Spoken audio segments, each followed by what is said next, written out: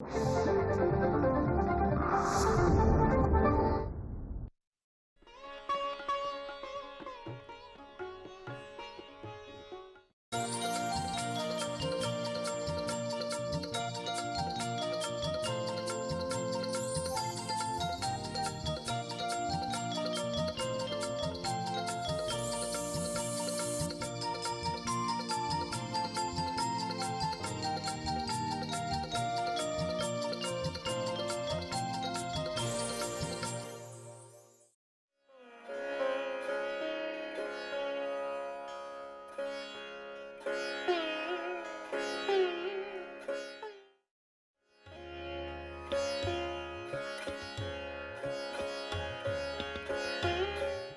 अनेक शेतकरी कुक्कुटपालन व्यवसाय हा शेतीला एक जोडधंदा म्हणून करत आहेत. पण असं जरी असलं तरी तो पूर्णवेळ स्वतंत्र व्यवसाय होऊ शकतो हे अनेकांनी सिद्ध करून दाखवलं आहे. यात तरुणांचा विशेष सहभाग आहे. मात्र हा व्यवसाय यशस्वी व्हावा यासाठी शास्त्रीय ज्ञान आणि जिज्ञासा या बाबींची नितांत आवश्यकता असते. कुक्कुटपालन हा उत्पन्नाचा एक चांगला मार्ग असून कोंबडी पालनात कमी वेळात चांगल्या प्रकारे नफा मिळवता येतो. कारण पोल्ट्री हा एक अत्यंत सोपी व्यवसाय आहे.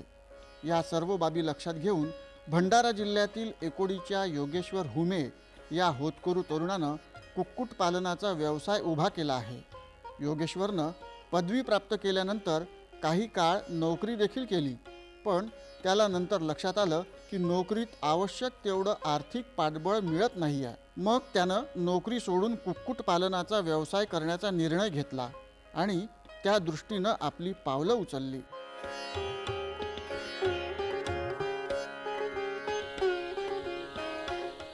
माझे पूर्ण नाव योगेश्वर शंकरराव हुमे, मुक्काम पोस्ट एकोडी, तालुका साकोली, डिस्ट्रिक्ट भंडारा. मी तालुका साकोलीतील एकोडी ह्या छोट्याशा गावातील रहिवासी आहे.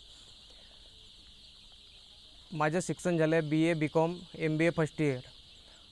माझे वडील छोटासा दुकान चालवतात आणि आई एकोडी या गावातील पोलीस पाटील आहे. माझं शिक्षण पूर्ण झाल्यानंतर मी नागपूरला 18-19ला एका प्रायव्हेट कंपनीमध्ये जॉब केला आणि ते परवडण्यालायक नव्हतं. म्हणून माझ्या आईवडिलांनी मला गावाकडे वापस घेतलं आणि मी 19-20ला शेतीकडे वळलो. स्वतःची माझी 12 एकर शेती आहे. पण शेती आजच्या जमान्यामध्ये परवडण्यालायक नसल्यामुळे मी शेतीसाठी एक पूरक व्यवसाय म्हणजे शेतीला धरून एक जोडधंद्याचा विचार केला मनामध्ये आणि घरच्यांना पण सांगितलं. त्या सर्व गोष्टीचा विचार केला आणि पोल्ट्री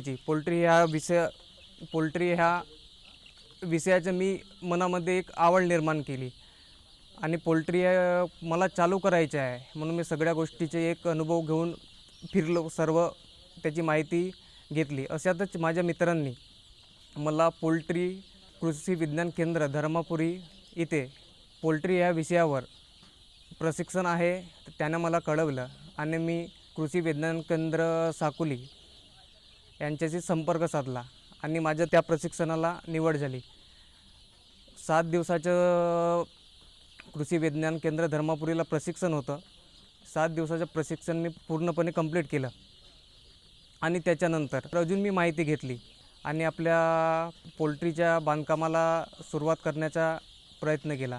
मी स्वतःच्या शेतामध्ये कुक्कुटपालन करण्याचा विचार केला.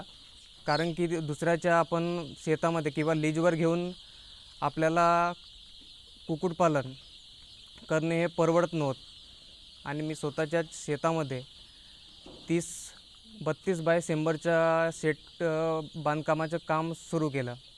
32 बाय 100चं माझं सेटचं काम मी पूर्णपणे एकोडी या गावातील वर्करांच्या हातून तयार केलं आणि त्याच्यानंतर जे वरचं काम होतं सेटचं ते मी जबलपूर येथील कामगाराशी संपर्क करून आपल्या सेट बांधकामाचं पूर्ण काम केलं. त्याच्यानंतर पहिल्या बॅचला सुरुवात केली. माझी पहिली बॅच ही 2020ला कॉकरेल ह्या चिकची होती. पहिल्या दिवशी जे येतात, पहिल्या दिवशीचे शेड्यूल असते. पहिल्या दिवशी आल्यानंतर त्यांना ग्लुकोजचे पाणी द्यावं लागते. त्याच्यानंतर दुसऱ्या दिवशी लेक्झिन पावडर आणि मल्टीस्टार. तिसऱ्या दिवशीचं शेड्यूल आहे. तिसऱ्या आणि चौथ्या दिवसाचं तेच शेड्यूल आहे, मल्टीस्टार आणि लेक्झिन पावडर. चौथा, पाचवा, 6वा दिवस आरामात आणि त्याच्यानंतर 7व्या, 21व्या, 7, 14, 21 आणि 28 ही आपल्याला वॅक्सिन पूर्णपणे कंप्लीट करावी लागते.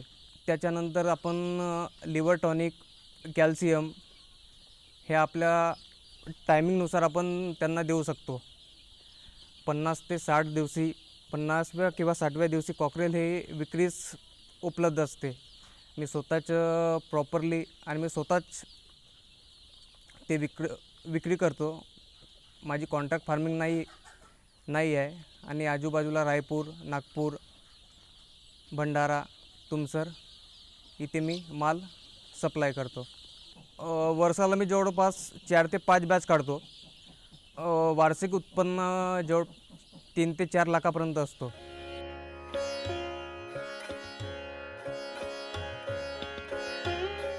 योगेश्वर हुमे यानं कुक्कुटपालन व्यवसाय यशस्वी होण्यासाठी कृषी विज्ञान केंद्र साकोलीच्या तज्ज्ञांचं मार्गदर्शन घेतलं आहे. त्यानुसार नियोजनबद्ध कुक्कुटपालन करता आलं. शिवाय शासनाच्या योजनांचा देखील योगेश्वरनं लाभ घेतला आहे. याविषयी सांगताहेत कृषी विज्ञान केंद्र साकोलीचे विषय विशेषज्ञ प्रमोद पर्वते.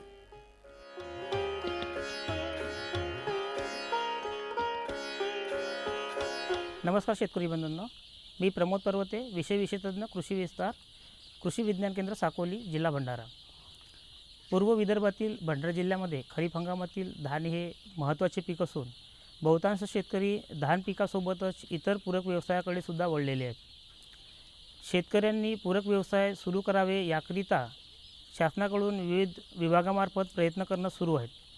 डॉक्टर पंजाबराव देशमुख कृषी विद्यापीठ अकोला अंतर्गत कृषी विज्ञान केंद्र साकोली इथंसुद्धा विविध प्रशिक्षणांचं आयोजन केले जाते आणि शेतकऱ्यांना कृषीपूरक व्यवसायाची माहिती दिली जाते. वर्ष 2018मध्ये कृषी तंत्रज्ञान आत्मा भंडारा व कृषी विज्ञान केंद्र भंडारा साकोली यांच्या संयुक्त विद्यमानानं ग्रामीण युवकांकरिता कौशल्य आधारित प्रशिक्षण या अंतर्गत कुक्कुटपालन प्रशिक्षण हे 7 दिवसीय प्रशिक्षण कृषी विज्ञान केंद्र साकोली इथं आयोजित करण्यात आलेले होते आणि या प्रशिक्षणामध्ये 15 विद्यार्थ्यांचा सहभाग होता. या सर्व विद्यार्थ्यांनी 7 दिवसांचं कौशल्य आधारित कुक्कुटपालन विषयावरती प्रशिक्षण घेतलेलं होतं. या प्रशिक्षणामध्ये कौशल्य आधारित कुक्कुटपालनावरती विशेष भर देऊन त्याची संपूर्ण माहिती आणि कौशल्ये सदर प्रशिक्षणार्थींना देण्यात आलेले होते. या प्रशिक्षणार्थीमधून श्री योगेश्वर हुमे राहणार एकोडी यांनी या प्रशिक्षणाचा फायदा घेत आपलं स्वतःचं कुक्कुटपालन हा व्यवसाय त्यांनी सुरू केलेला आहे. आज आपण त्यांच्या यशोगाथेबद्दल माहिती घेणार आहोत. श्री योगेश्वर हुमे राहणार एकोडी इथले रहिवासी असून त्यांनी MBAचं शिक्षण केलेलं आहे. काही वर्ष कंत्राटी नोकरी करून त्यामध्ये नोकरी झाल्यानंतर ते गावाकडे मूळ परत आले व त्यांनी कृषी विज्ञान केंद्र साकोली इथं प्रशिक्षण घेऊन हा कुक्कुटपालन व्यवसाय त्यांनी सुरू केलेला आहे. कुक्कुटपालन व्यवसाय सुरू करून त्यांनी वर्षाला जवळपास ते 4 बॅचेस घेतात आणि या 4 बॅचेसमधून वर्षाला जवळपास त्यांना 3 ते 4 लाख रुपये नफा त्यांना मिळत आहे. तर यामुळे त्यांचं जे आर्थिक जीवनमान आहे ते उंचावलेलं आहे आणि भविष्यातसुद्धा त्यांनी अधिक मोठ्या प्रमाणामध्ये हा व्यवसाय सुरू करण्याबद्दल त्यांनी त्याचे नियोजन केलेलं आहे. शेतकरी बंधूंनो, कुक्कुटपालन व्यवसाय जर सुरू करायचा असेल तर त्यामध्ये काही महत्त्वाच्या बाबी आहेत. त्याबद्दल आज आपण माहिती जाणून घेऊया. यामध्ये सर्वात महत्त्वाचं आहे की जागेची निवड. कुक्कुटपालन व्यवसाय सुरू करताना जागेची जी निवड आहे ही फार महत्त्वाची आहे. जागा निवड करताना आपल्याला ही दलदलीची जागा आहे ती सोडून उंचावरील जी जागा आहे अशी जागा आपल्याला निवडायला पाहिजे. सोबतच त्या ठिकाणी भरपूर सूर्यप्रकाश आणि भरपूर हवा खेळती राहील अशा ठिकाणची जी साईट आहे किंवा जागा आहे ती निवडणं कधीही चांगली. त्यानंतर दुसरं महत्त्वाचं आहे जातींची निवड. जातींच्या निवड करताना बाजारपेठेचा अभ्यास करून जातीची निवड जर आपण केली तर ते योग्य ठरेल. यामध्ये अंडी देणारा जर आपला उद्देश असेल तर त्याकरिता ग्रामप्रिय ज्या जाती आहेत त्या उपयुक्त ठरतात. सोबतच मांस व अंडी याकरिता जर पाहिजे असतील तर गिरिराज, वनराज व इतर जातीसुद्धा आपल्याकडे उपलब्ध आहेत. यामध्ये आपला उद्देश फार महत्त्वाचा असतो आणि उद्देशानुसार आपण जातीची निवड करावी. यानंतर महत्त्वाचं असते शेड बांधकाम. आपण जो शेड बांधकाम करूया तर शेड बांधकामामध्ये पूर्व पश्चिम अशा दिशेला शेड बांधकाम असणं आवश्यक आहे, कारण शेडमध्ये हवा खेळती असणं आवश्यक आहे. त्या दृष्टीनं पूर्व पश्चिम बांधणी करावी. शेड बांधकाम करताना आपला जो शेड आहे हा शेड मधातल्या ठिकाणी 10 ते 12 फूट उंच आणि साईडला 8 ते 10 फूट उंच असणं आवश्यक आहे. सोबतच त्याची लांबी आपण आपल्या सोयीनुसार ठेवू शकतो, परंतु जी रुंदी आहे ही आपण जवळपास 30 फूटपर्यंत ठेवायला पाहिजे. त्याच्यापेक्षा जर जास्त ठेवलं तर त्यामध्ये धोका होण्याची शक्यता असते. त्याच्यानंतर महत्त्वाचं आहे, आपण जेव्हा पिल्लू आणल्याच्यानंतर आपल्याला त्याच्यामध्ये काळजी घेणं आवश्यक असते. यामध्ये पिल्लू आणल्याच्यानंतर 1 लिटर गरम पाणी करावं आणि त्यामध्ये 100 ग्रॅम गुळाचं द्रावण मिसळून त्याला थंड करून ते पिल्लांना घ्यायला द्यावं, जेणेकरून त्यांचा क्षीणपणा आहे जो निघून जाईल आणि पिल्ले चांगले राहतील. त्यानंतर सगळ्यात महत्त्वाचं आहे यामध्ये ते आहे की त्यांचं खाद्य व्यवस्थापन. पिल्लांमध्ये खाद्य व्यवस्थापन जर आपण योग्य प्रकारे केलं तर निश्चितच आपल्याला त्याचं जे वजन आहे ते चांगलं मिळेल. यामध्ये मार्केटमध्ये स्टार्टर आणि फिनिशर असे अनेक खाद्य उपलब्ध आहेत. आपण जर त्याचा योग्य वापर केला, ज्यामध्ये जास्त प्रोटीन आणि खनिज मिश्रण जे आहेत हे जास्त ज्याच्यामध्ये आहेत त्याचा जर आपण वापर केला तर निश्चितच आपल्या पक्ष्यांचं आरोग्य जे आहे ते चांगलं राहील. यानंतर सगळ्यात महत्त्वाचा टप्पा म्हणजे लसीकरणाचा. आपण जर लसीकरण योग्य पद्धतीनं आणि योग्य वेळेमध्ये केलं तर निश्चितच आपण यामधले धोके टाळू शकतो. यामध्ये लसीकरणामध्ये 1 दिवसाचं पिल्लू असताना मॅरेक्स जी लस आहे ही द्यावी लागते. जनरली आपण जेव्हा हॅचरीमधून पिल्लू आणतो तर तेव्हा त्यांचं लसीकरण हे झालेलं असते. तरी पण पिल्लू आणताना आपण ते त्यांना विचारून घ्यावं आणि जर झालेलं नसेल तर मॅरेक्स नावाची जी लस आहे ती एक दिवसाच्या पिल्लूंना आपण द्यावी. त्यानंतर दुसरी लस आहे 4 दिवसानंतर द्यायची आहे आपल्याला, ती आहे आपली लासोटा लस. ही सुद्धा फार महत्त्वाची आहे, ही सुद्धा आपण पक्ष्यांना द्यायला पाहिजे. तिसरी जी लस आहे ती आपली लस 14 ते 15 दिवसानंतर द्यायची आहे, ती गंभोरो लस आहे आपली. ही सुद्धा फार महत्त्वाची आहे, ही सुद्धा आपल्याला पक्ष्यांना द्यायला पाहिजे. त्यानंतर 21 दिवसानंतर आपल्याला लासोटाचा जो बूस्टर डोज आहे तो सुद्धा पक्ष्यांना देणं गरजेचं आहे.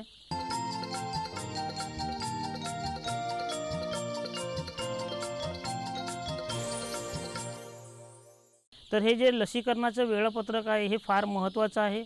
आपण कुक्कुटपालन व्यवसायामध्ये लसीकरणाला जर महत्त्व दिलं आणि योग्य पद्धतीनं जर लसीकरण केलं तर ह्या व्यवसायामधील जे धोके आहेत ते आपण टाळू शकतो आणि पक्ष्यांचं जर आरोग्य सुंदर राहिलं किंवा छान राहिलं तर निश्चितच आपल्याला याच्यामधले धोके कमी करून आपलं उत्पादन जे आहे ते सुद्धा याच्यामध्ये वाढवता येतील. कुक्कुटपालन व्यवसायामध्ये विक्री व्यवस्थापन करताना आपल्याला फार काळजी करावी लागणार आहे. मी जसं मगाशी म्हटलेलं होतं की आपण जेव्हा जातीची निवड करतो तर जातीच्या निवड करताना बाजारपेठेचा अभ्यास करून आपण जर जातीची निवड केली तर ते योग्य राहते. जनरली विक्री कंडिशनमध्ये अडचणी येतात. ह्या अडचणी जर आपल्याला टाळायच्या असतील तर मार्केटचा अभ्यास करूनच आपण जातीची निवड करावी, जेणेकरून आपल्याला विक्री व्यवस्थापनामध्ये आपल्याला अडचणी निर्माण होणार नाही. आता बहुतांश भागामध्ये करार तत्त्वावर सुद्धा कुक्कुटपालन सुरू झालेले आहेत. ह्या भागामध्ये सुद्धा वेगवेगळ्या ज्या कंपनी आहेत त्या शेतकऱ्यांसोबत करार पद्धतीनं कुक्कुटपालन हा व्यवसाय करत आहेत. याच्यामध्ये सुद्धा शेतकऱ्यांच्या दृष्टीनं थोडेसे धोके कमी झालेले आहेत. तिसरं याच्यामध्ये महत्त्वाचं म्हणजे आता नवीन तंत्रज्ञान येत आहे. जे फुल ॲटोमायझेशन किंवा जे हॅचऱ्या आहेत लहान ह्यासुद्धा आपल्या स्तरावरती उपलब्ध झालेल्या आहेत. शेतकरी बंधूंनी जर ॲटोमायझेशन किंवा हॅचरीचा जर वापर केला तर निश्चितच याच्यामध्ये अधिक आपल्याला हा व्यवसाय आर्थिकदृष्ट्या परवडणारा आहे. याच्यामध्ये जर आपण बघितलं तर विक्री व्यवस्थापन करताना जर आपण थोडा मार्केटचा अभ्यास केला तर जसं कोरोनाच्या परिस्थितीमध्ये कुक्कुट व्यवसायामध्ये काही शेतकऱ्यांना फार तोटा सहन करावा लागला होता.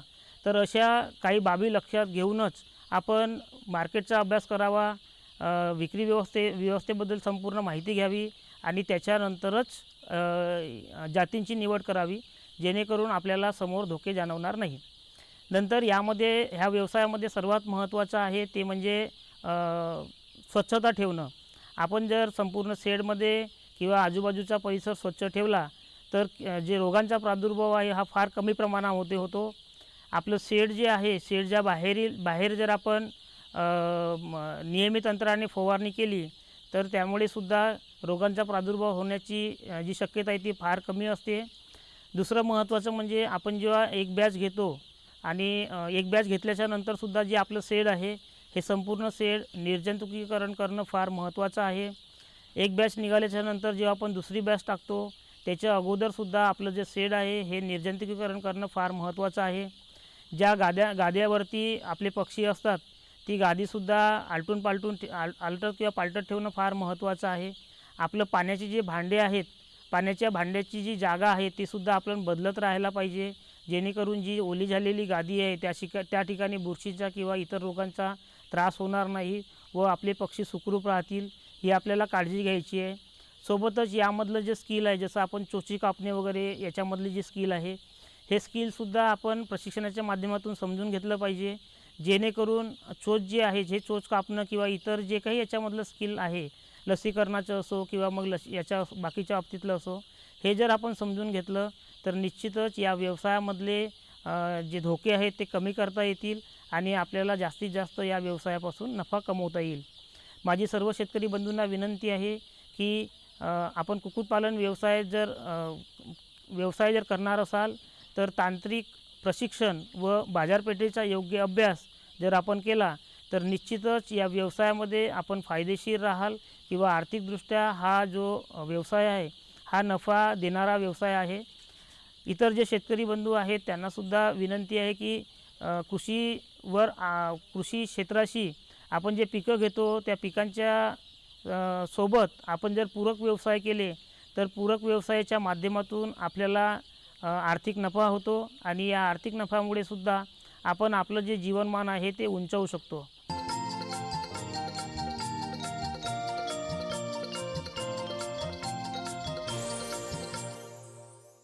कृषी विज्ञान केंद्र साकोली जे आहे, या कृषी विज्ञान केंद्र साकोली अंतर्गत दरवर्षी विविध जे प्रशिक्षण आहेत यांचं आयोजन केलं जाते. त्यामध्ये कौशल्य आधारित प्रशिक्षणाचा सुद्धा समावेश असतो. आपण हे जर प्रशिक्षण घेतले तर निश्चितच पूरक व्यवसाय सुरू करताना आपल्याला याच्यामध्ये मदत होऊ शकते, कारण तांत्रिक माहिती आणि बाजारपेठेचा जर आपल्याला अभ्यास असेल तर हा आपल्याला अभ्यास निश्चितच खात्रीदायक आपल्याला नफा मिळवून देतो किंवा आपला जो व्यवसाय आहे याला आर्थिकदृष्ट्या आपल्याला सक्षम बनवतो. तर सर्व शेतकरी बंधूंना विनंती आहे की आपण सर्वांनी कृषीसोबतच कृषीपूरक व्यवसाय घ्यावे, ज्यामध्ये आपल्या भंडारा जिल्ह्यासाठी कुक्कुटपालन असो, बकरी पालन असो, लाख शेती करणारे आपले काही मित्रमंडळी आहेत, सोबतच रेशीम शेती करणारे सुद्धा शेतकरी आहेत. असे जे इतर विविध पूरक व्यवसाय आहेत हे पूरक व्यवसाय आपण करावं आणि या पूरक व्यवसायाच्या माध्यमातून आपण आपली प्रगती साधावी, ही आपल्या सर्वांना विनंती आहे. महाराष्ट्र शासन तसेच केंद्र शासनामार्फत विविध जे योजना आहेत त्या योजनांचा लाभसुद्धा आपण घेऊ शकतो. कुक्कुटपालन व्यवसाय सुरू करताना राज्य शासनामार्फत किंवा केंद्र शासनामार्फत ज्या काही विविध योजना आहेत या योजनांची माहिती आपल्याला पशुसंवर्धन विभाग आहे, पशुसंवर्धन विभागाकडून आपल्यालासुद्धा माहिती मिळेल आणि ज्या विविध योजना आहेत या योजनेचा फायदा घेऊन आपण हा व्यवसाय निश्चितच सुरू करू शकतो आणि आपल्या व्यवसायामधून आर्थिक नफा मिळवू शकतो.